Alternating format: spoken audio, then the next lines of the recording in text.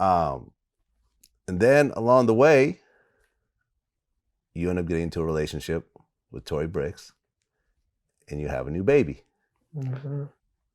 So this is your fourth child? Mm-hmm. Okay. But this relationship, you were really public with it. Why'd you decide to really put it out there to the world? Because, being in the public eye, when you put stuff out there, it causes the haters, it causes people trying to sabotage your shit. I think the world made it public, seeing us out taking pictures and stuff. Okay. You end up proposing to her at one point. Mm-hmm. Is there a date for the wedding? Not yet. Okay. Probably this summer. This summer? Well, and then early in the relationship, there was the whole home invasion situation.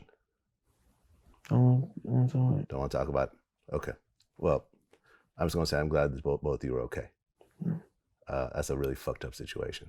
And, when you fast forward 2020 and you see the Pop Smoke situation and the way that he got killed, that could have very easily been the two of you guys. So I'm glad you guys are okay.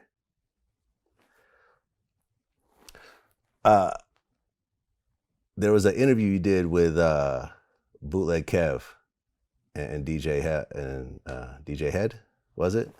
Mm-hmm. And they were talking about all of the, they were talking about what was some of the worst mistakes that you made with your money, and you talked about how you spent millions, how you wasted millions on cars and jewelry and weed and whatever else. But you said that the worst thing that you ever spent money on was lean. Mm-hmm. And I remember, I had to go back. I went back to our last interview 3 years ago, and at the beginning of the interview, you're sipping from a double cup. Now, I don't know for a fact what was in that cup, but I'm just gonna assume most people don't sip from a double cup when it's just whatever.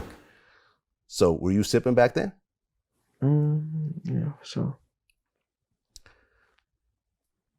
You said that when you saw the famous Dex, I guess when he had his seizures on stage, that's what made you kick. Yeah, and before that, I was, slowly stopping. Like lean is so popular in hip hop and just in popular culture. Like you see your favorite artists, like Lil Wayne. I think it was one of the first ones that you just saw with the double cup, and it became one of those things that everyone wants to do. But like I hung out with Pimp C like a week before he died from his lean overdose. And did you ever get to meet Pimp C? No. He was one of the funniest motherfuckers I've ever met in life. Like it's just like he was just such a shining star, and to lose him like that. What exactly were you going through when you really were sipping all the time? Ain't nothing go. I wasn't gonna do anything. Just just a habit. Right, because essentially it's heroin. It's liquid heroin. Not everyone wants to look at it like that, but it's essentially like you test positive for the same thing for heroin and lean. Were you like going through some health issues yourself with it? No. So was there a specific thing that you were like, all right, this is it. I'm not fucking with this anymore? My girl don't be fucking with that shit. Okay. Do you feel different now that you off it?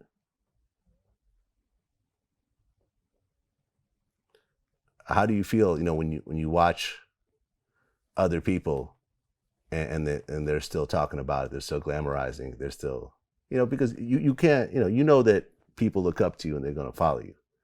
When you look at just overall in hip hop, when people are glamorizing, what do you think?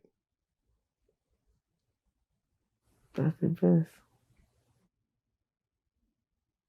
Because, listen, since last time we lost a lot of, in the 3 years that we've done our last interview, we lost Juice WRLD to an overdose. We lost Fredo Santana.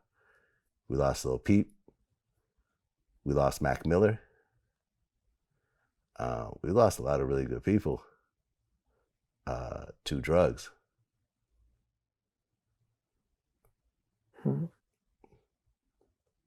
when you were seeing these things happen, did it affect you at all? Of course. Did you know all these guys? I knew Juice, I knew Mac Miller. Lil Peep, yeah. Yeah. Juice was probably like the biggest artist. You know, like he was actually getting #1 songs and everything else like that. Like when you heard the news of him overdosing, how'd you feel? Heartbroken. Yeah. Yeah. And it's crazy now when you look at the charts, like Eminem's biggest song right now got Juice WRLD on the hook. G Herbo's biggest song on his album, PTSD, got Juice WRLD on the hook. So I felt like he was just getting started. He was just Definitely was a star. yeah. It's sad. Mm-hmm. It's sad.